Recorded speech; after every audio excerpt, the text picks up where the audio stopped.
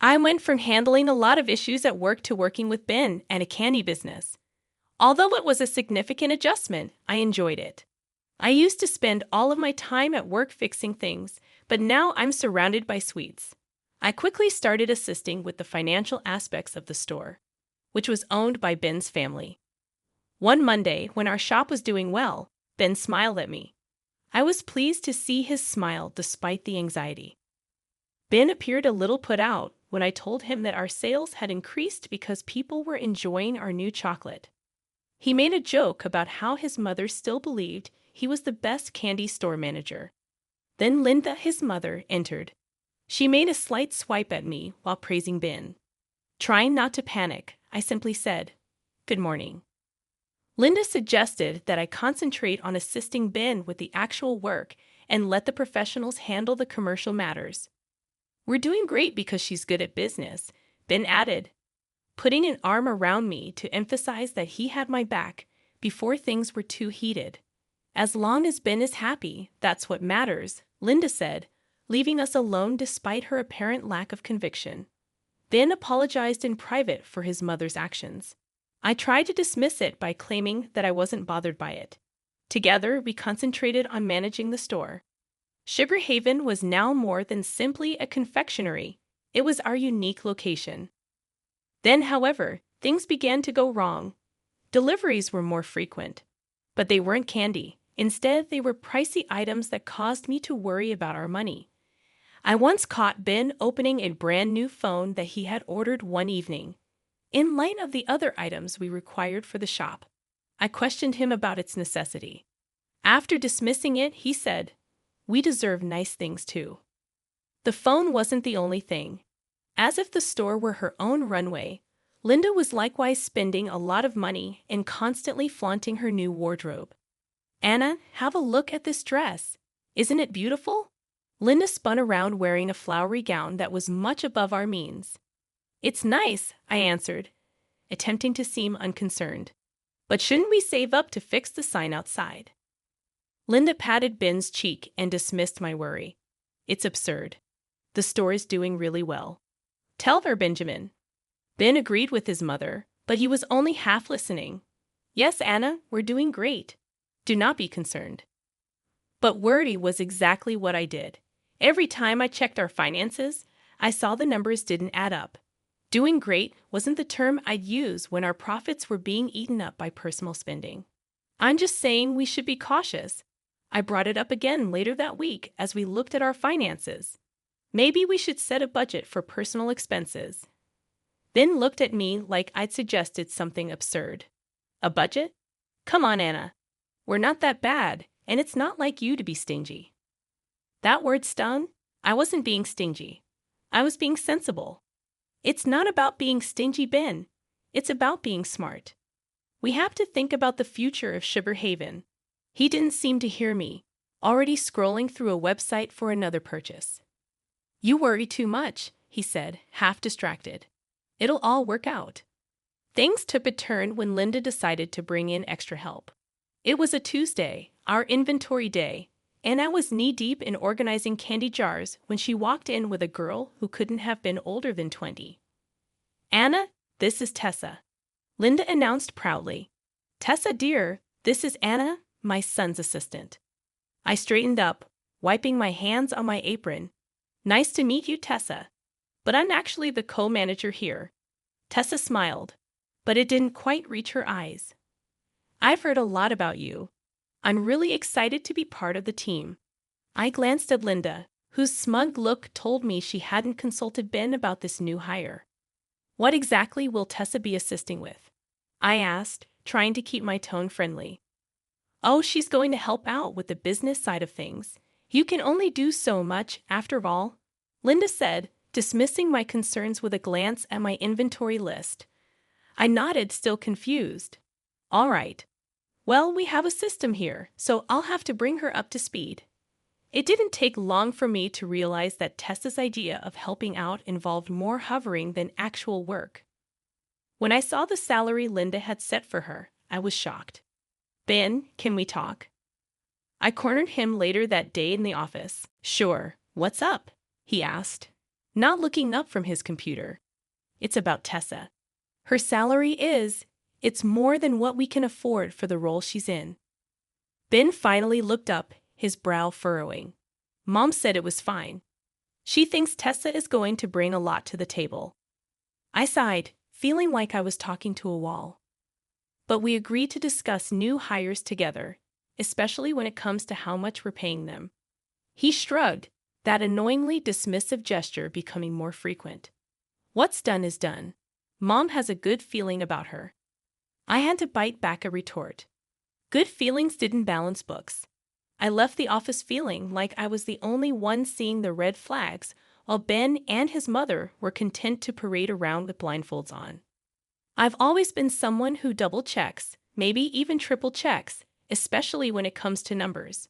So when I found an envelope stuffed in the back of a filing cabinet while looking for a misplaced invoice, my first thought was that it was just another forgotten bill. But as I went through the papers, my heart started racing, not from excitement, but from cold dread. It was a loan document with Sugar Haven listed as collateral, and the amount was far more than reasonable for our small shop. Ben, I said, walking into his cluttered office with the papers in hand. What is this? He glanced up, and I saw guilt flicker in his eyes, the first sign of it I'd seen in months. All that? It's nothing. Just a small loan I took out to cover, store improvements. Store improvements? I echoed incredulously. This amount could renovate the store 5 times over. What did you really use it for? There was a pause, and I could tell he was choosing his words carefully. Okay, look, he started. I might have used some of it for the house. The one I've been working on for us. For us? I repeated sharply, disbelief in my voice. Or for your gadgets and whatever else you've been blowing money on. He stood up, his chair scraping back, a sound that grated on my patience. It's not like that, Anna. You don't understand. This is all going to pay off in the end. No, Ben. Taking out a loan against the store without telling me, that's what I don't understand. How could you be so reckless? Before he could answer, Linda bustled in, her nose wrinkling as she saw the papers in my hand. What's all this about? She demanded. Ben tried to explain, but I cut him off, thrusting the loan papers at her. Did you know about this? She barely glanced at the documents before waving them off. Of course I did. Ben's just doing what's necessary for our future. And who are you to question him? You're just the help after all. The words stung, but they'd also ignited something inside me. Just the help? I said, my voice low but firm. I've been keeping the store afloat while you two have been treating it like your personal bank account. What's ungrateful is not recognizing the hard work someone's been putting into this business. What's foolish is risking everything for a house that we don't even need. I'd waited for them to say something to defend themselves, but all they did was stare at me, caught in the act. I left the room, the documents clutched in my hand like a verdict yet to be delivered. The kitchen table was never meant for business meetings, but that day it was surrounded by solemn faces, as if we were about to discuss matters of state instead of the confectionery. Ben cleared his throat, his eyes not quite meeting mine. We need to talk about the store's future. I sat down, folding my hands on the table. We already did that when I found the loan documents, I said firmly. Linda huffed from across the table, her arms crossed. We need to be realistic, Anna. The store isn't pulling in enough to cover the debts. We have to find money somewhere. There it was, the we that really meant me.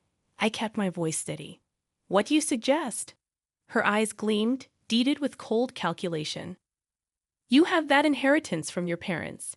It could cover the debts and get the store back on its feet.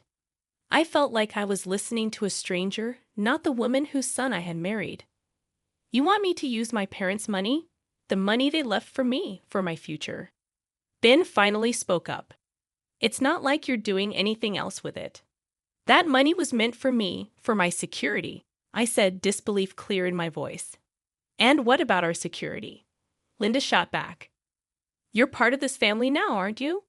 I looked between them, my heart sinking. I am, but it seems you only remember that when you need something from me.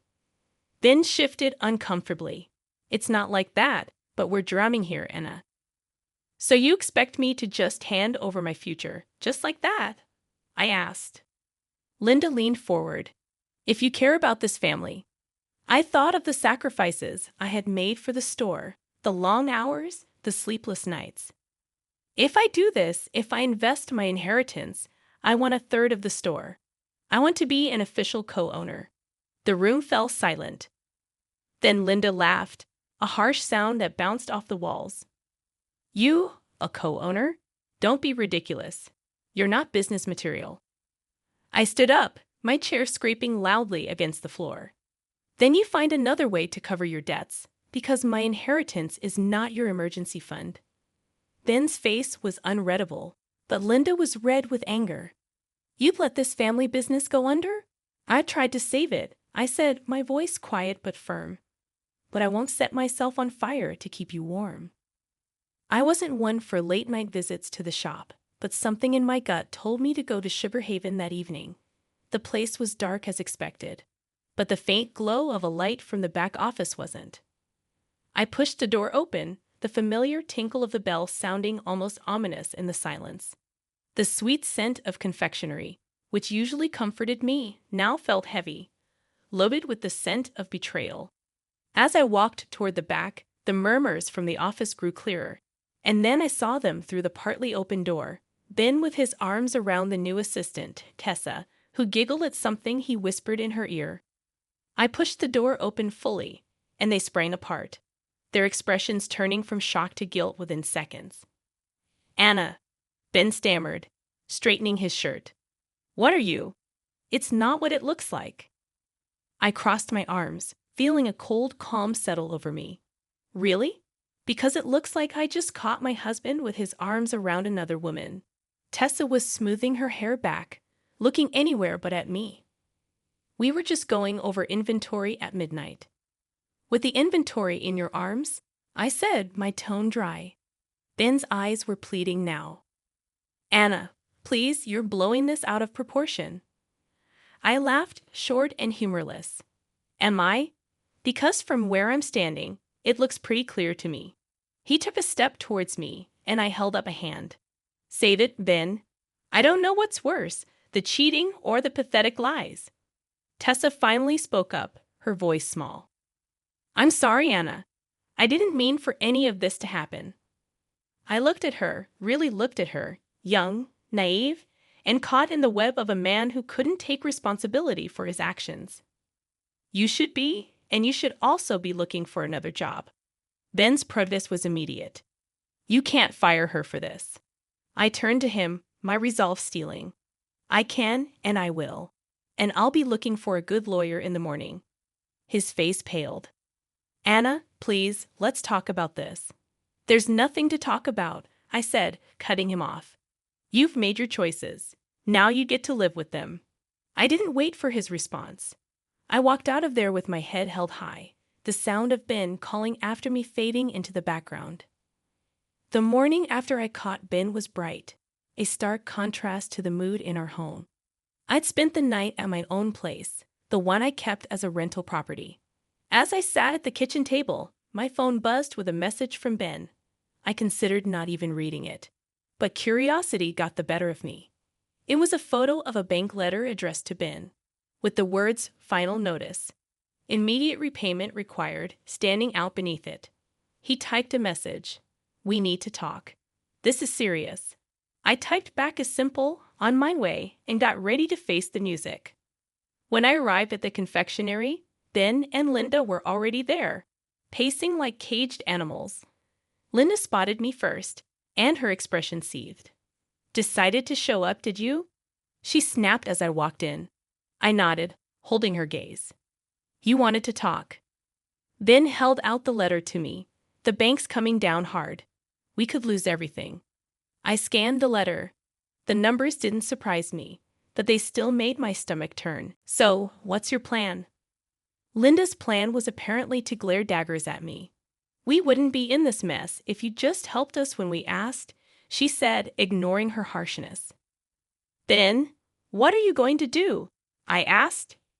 He ran a hand through his hair, looking defeated. I thought you could pay it off with your inheritance. My laugh was bitter. I told you, I'm not doing that without a stake in the business. Linda stepped forward. You're being unreasonable, Anna. This is a family business. I met her challenge with a calm I didn't feel. And where was this family when your son was spending money we don't have and hiring his friends for fun? Ben started to say something but stopped, his eyes dropping to the floor. You don't get to play the family card only when it suits you, I continued. We'll figure something else out. Ben muttered, You'll have to. I agreed. Then Linda did something unexpected. She smiled, but it wasn't pleasant. Fine, but if you're not going to help, then you're out. We'll manage without you. You're fired. I stared at her, letting the silence stretch out before I matched her smile with my own. Okay. Their surprise was almost comical. Just like that? Ben asked, his voice incredulous. Just like that, I confirmed. But I want you to know I took photos of you and Tessa. I have records of all the money you've wasted. If you think you can fire me and sweep all this under the rug, you're wrong. Linda's smile vanished. You wouldn't dare. Oh, but I would. And when I leave, I'm taking all my hard work with me. You can explain to the bank why the business is about to tank without the person who was actually running it. Months had passed since I last set foot in Sugar Haven, and life had taken on a new kind of normal. The crisp sound of papers, the hum of focused conversations, and the sight of a crisis managed and resolved had replaced the scent of sugar and spice. I sat in my new office, a stark contrast to the confectioner's back room, when my phone rang. I glanced at the caller ID. It was Claire, a former employee at the shop, and the only one I still talked to. Hey Claire, what's up? I greeted with a hint of caution. News about Sugar Haven always carried a tint of the past. You haven't heard. Claire's voice was a mix of pity and discomfort. The shop, they closed down last week. The bank foreclosed on them, and the house too. I leaned back in my chair, a weight lifting off my shoulders that I hadn't realized was there. I see. And Ben and his mother. There was a pause. They're not doing great. Rumor has it they moved in with his aunt. No one's seen them much. I sighed, not quite sure how to feel. Thanks for letting me know, Claire. She hesitated before adding, Anna, everyone knows you were the heart of that place. It was never the same after you left. A small, sad smile touched my lips. I appreciate you saying that. How about you? Found a new job yet? Yeah, I'm working at a bakery downtown. It's not Sugar Haven, but it's a start. That's great to hear. You always had a talent for baking. I'm sure you'll do well there. We chatted for a few more minutes before saying goodbye. I hummed up and looked out the window at the bustling street below. There was a knock at my door, and my assistant peeked in. Your 3 o'clock is here, Anna. Thanks. Send them in. I responded, shaking off the remnants of nostalgia. The clients came in, a husband and wife team, looking worried about their own business. I stood to greet them, ready to dive into another challenge. We've heard great things about you, Anna, the wife said as we sat down. They say you're the best crisis manager in town. I smiled, the title sitting comfortably with me. I'll do my best to live up to that reputation. Now, tell me about your business, and let's see how we can turn things around. As they spoke, I listened, already forming strategies in my mind. This was my world now, where every problem had a solution and every crisis was an opportunity. The meeting stretched on, the client's initial anxiety giving way to hopeful smiles as we discussed possibilities. They left with a renewed sense of purpose, and I turned back to my desk, my heart lighter than it had been in a long time. In the end, I realized that sometimes the sweetest outcomes come after the most bitter trials, and the future was mine to create, one careful step at a time.